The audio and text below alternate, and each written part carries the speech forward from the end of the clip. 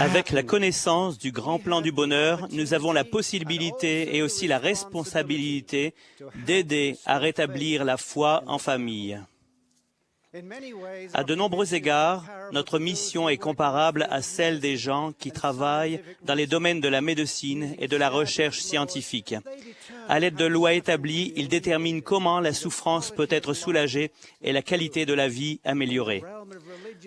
Dans le domaine des croyances religieuses, les hommes et les femmes de foi, à l'aide de principes éprouvés, peuvent aider à guérir un cœur endeuillé, à rendre l'espoir et l'assurance à un esprit troublé. La réussite du scientifique passe par le respect de ce que nous appelons souvent les lois naturelles.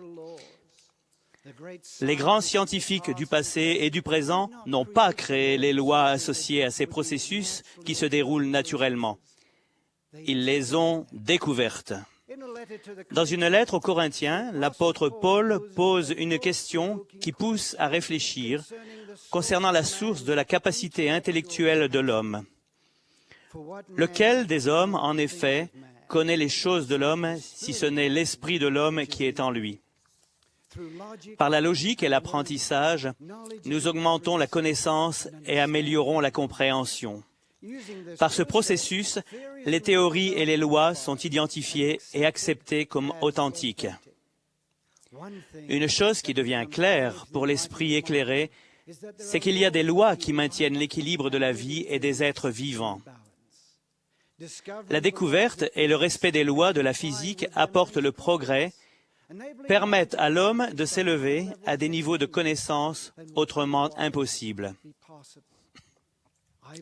Je crois que ce principe s'applique aussi aux valeurs morales.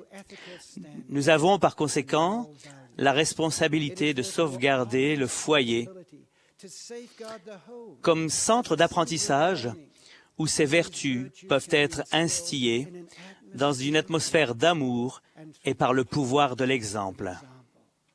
Le président Monson a enseigné « Les jeunes ont besoin de moins de critiques et de plus d'exemples à suivre. » En repensant à ma vie, je comprends comment j'ai appris à aimer les valeurs fondamentales nécessaires à l'acquisition d'une bonne personnalité.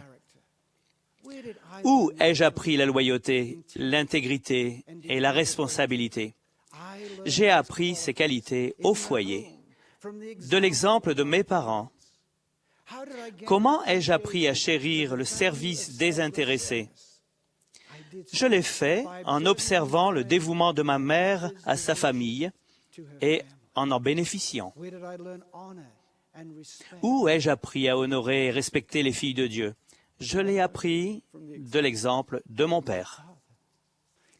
C'est au foyer que j'ai appris les principes de la prévoyance et la dignité du travail.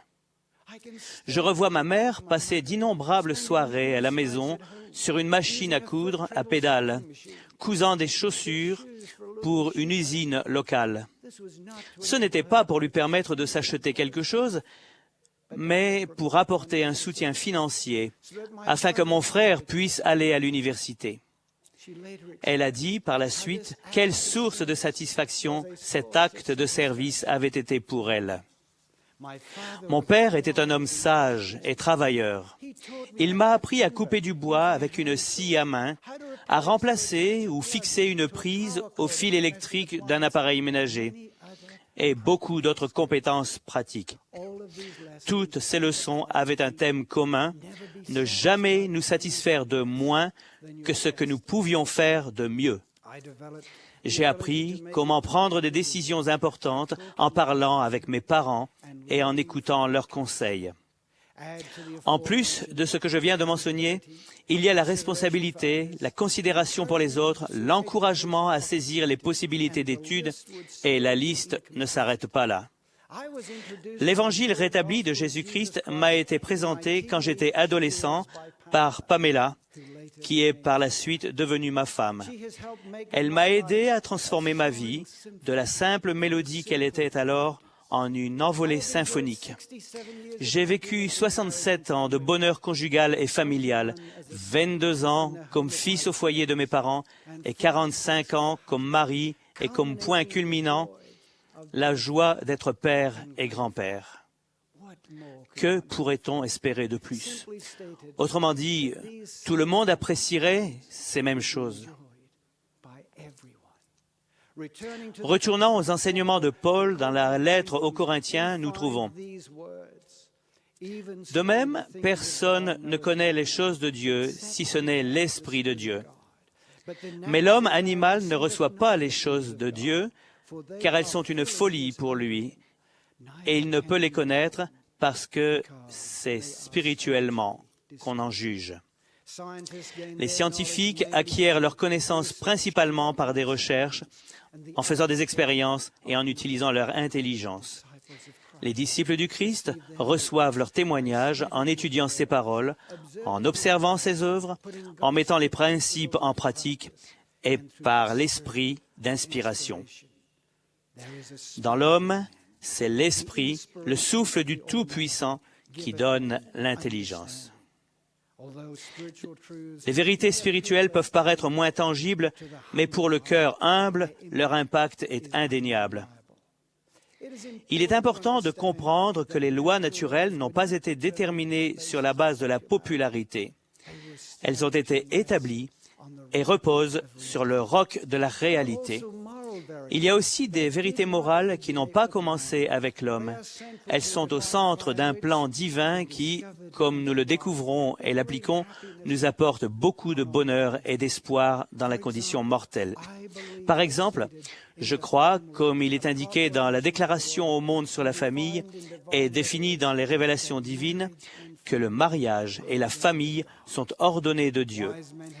Les Écritures déclarent: « C'est pourquoi l'homme quittera son père et sa mère et s'attachera à sa femme, et ils deviendront une seule chair. » Des hommes sages du passé nous ont transmis un patrimoine de connaissances. Nous devons transmettre aux générations futures un fondement de foi en la famille défini par la divinité. Nous ne devons jamais oublier que la liberté et le bonheur dans tous les aspects de la vie viennent de la compréhension et de l'application de principes éternels. Ils fournissent un fondement sûr sur lequel édifier une vie bien remplie, productive et heureuse. En suivant le schéma prescrit par le plan du Père, j'ai pu connaître personnellement ce que signifie vivre heureux et puiser de l'eau avec joie aux sources du salut. Le Sauveur a enseigné: « Je suis venu afin que les brebis aient la vie et qu'elles soient dans l'abondance. » Notre perspective ou notre attitude peuvent parfois limiter notre capacité de profiter des plus grandes possibilités de la vie. Quelqu'un pourra demander: qu'en est-il des gens qui n'ont pas un bon milieu familial? Les familles stables fournissent le tissu social qui bénéficie à tout le monde, même aux gens qui peuvent avoir le sentiment d'être dans une situation moins favorable. Pour ceux qui mènent une vie fidèle et prient patiemment pour avoir cette sociabilité, voici les paroles simples et rassurantes de Helen Steiner Rice. Quand Dieu fait une promesse, elle reste vraie à jamais, car il accomplira immuablement tout ce qu'il promet. Quand la désillusion vous envahit et que l'espoir s'anéantit, rappelez-vous les promesses de Dieu et votre foi se rallumera.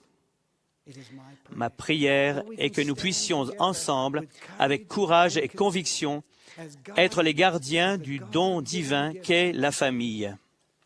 Au nom de Jésus-Christ. Amen.